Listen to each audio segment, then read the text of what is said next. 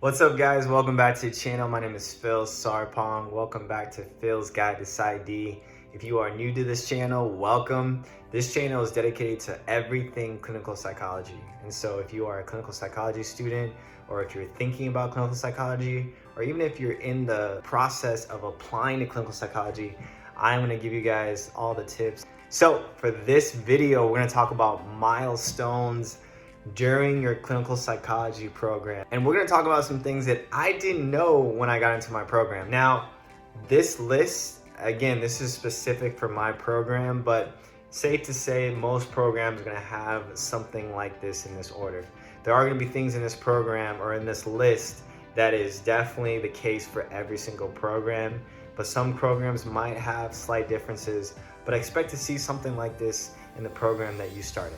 All right, so the first thing that I didn't know, the first milestone that I realized that I really had to get through once I got into my clinical psychology program is number one, that you have to have an above 3.0 throughout your whole psychology school career, okay? So every single semester, every year, you have to have above a 3.0. This equates to nothing below a B minus. A B minus or above, a 3.0 or above. So the second milestone that you have to get through is that every clinical psychology program is going to have practicum site hours that you have to obtain. And the reason for this is that every state has its own guidelines. In order to become a clinical psychologist, you have to have around 1,000 to 1,500, so sometimes 2,000 hours of practicum experience.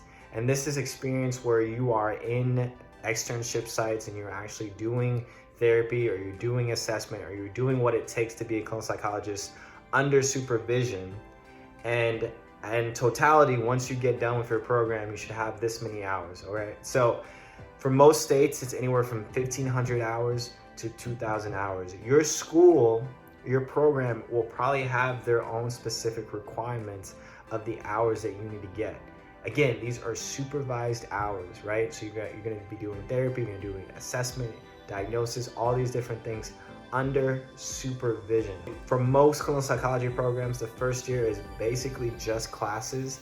Then your second year, you might get into a practicum site for about 9 to 10 months. Third year, another practicum site, 9 to 10 months. And then the fourth year, another practicum site from 9 to 10 months. All right, and so when you're in these practicum sites, I give you guys a little bit of a schedule of what my schedule looks like. So you might be in class Monday, Tuesday, Wednesday, and then all day Thursday and all day Friday, you might be at your practicum sites.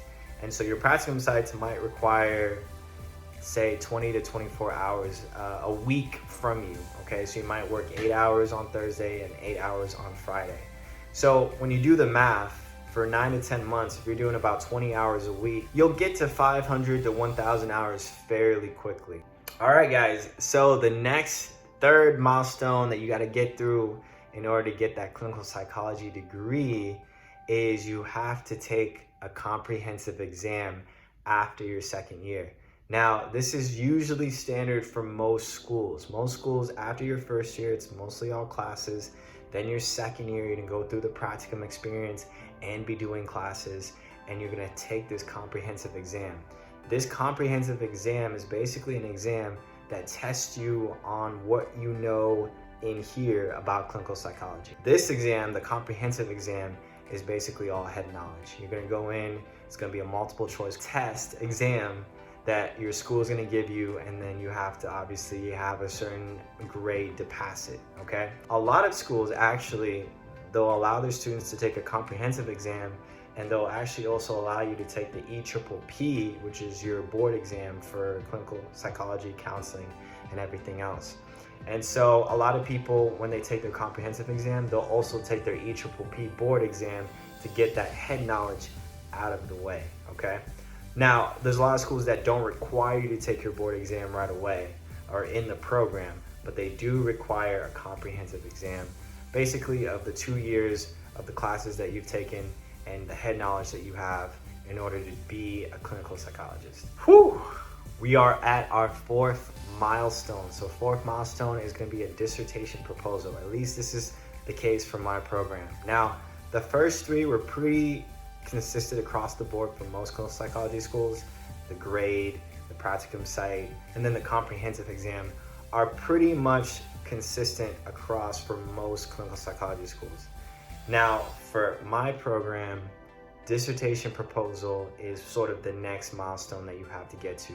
We kind of have this timeline that we have to stick to in order to defend our dissertation, okay? So step number 4, or milestone number 4, is going to be a dissertation proposal. You're proposing the work that you want to do and the research that you want to do in order to complete the degree and complete the program. Milestone number 5 are professional qualifying exams. Again, there could be different names for these, but these are going to be pretty consistent across the board as well. Professional qualifying exams, or PQEs, are basically when you're getting tested on your clinical work, all right? So can you do a psychological assessment? Can you do a certain type of therapy? It's all hands-on. And so that's basically what professional qualifying exams are. Can you actually put it into practice, the head knowledge that you've learned up to that point? PQEs are usually in your 3rd year, okay? So again, I'm going through this as a timeline. This is in no particular difficulty or order. PQEs are usually in the beginning of your 3rd year, and then finally your dissertation defense in your 4th year, okay? So this is where you actually defend your dissertation. You've already done all the research, you've collected all the data, you've analyzed the research, and now you are giving it to the committee basically as your way of saying, okay, yes, this is what I've learned. These are the research skills that I've been able to obtain and learn throughout the program.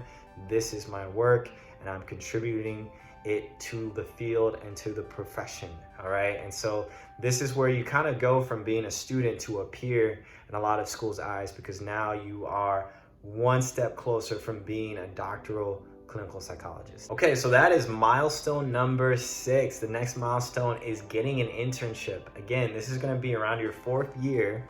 Hopefully you have already defended your dissertation.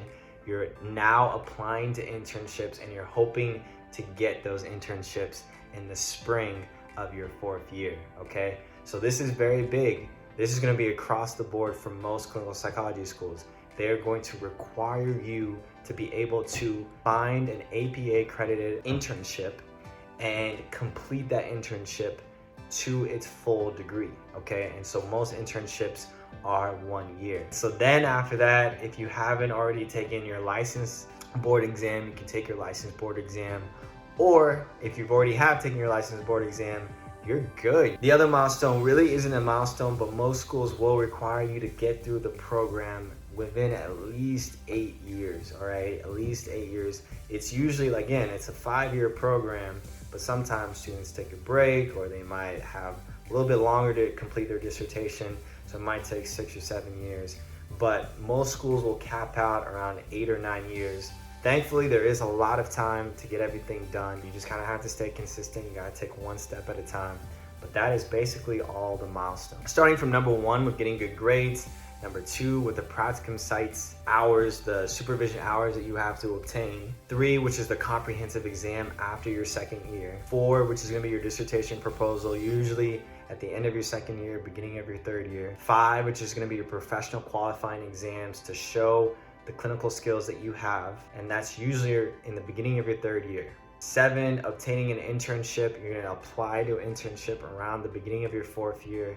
Hopefully get that internship. You'll find out by the next semester, your spring semester of your 4th year, and then go on that internship beginning of your 5th year. So if you haven't taken your license board exam yet, you can go ahead and take that after your internship, or you can take that sometime after your 2nd year when you've done your comprehensive exam. So again, guys, this is sort of specific for my program, but there's a lot of things that are valid across the board. So yeah, guys, those are the milestones. I'll let you guys know the milestones that I didn't know about was number 1, the grades. I didn't know that you have to get at least 3.0 or above. That kind of freaked me out a little bit. I didn't know about the Practicum Site hours, the supervision hours that you have to get in totality. I didn't know that you have to do a comprehensive exam, and you have to do well on that comprehensive exam in order to get to your 3rd year. I knew about the dissertation. I kind of knew about the professional qualifying exams. I knew about the internship. Again, these milestones that I've given you guys aren't in any particular difficulty. These are just milestones that I know that in most programs you have to complete. But again, if you guys want me to rank it in level of easy to hard to middle difficulty, just let me know and I'll definitely do a video about that. All right, guys, with that is the video. Hopefully, guys, this gives you a sense of what an actual clinical psychology program looks like from the inside, some of the similarities to other programs, some of the things that you're gonna have to do and overcome and achieve to get that degree. Hopefully it's not too daunting. Honestly, there's a lot of time, especially once you're in the program. There's so many different resources. If you have a great cohort, if you have great faculty, if you have a great program, you're gonna be able to be successful at this just one step at a time. If you like this video, give it a thumbs up, subscribe to the channel, and I will see you guys in the next video.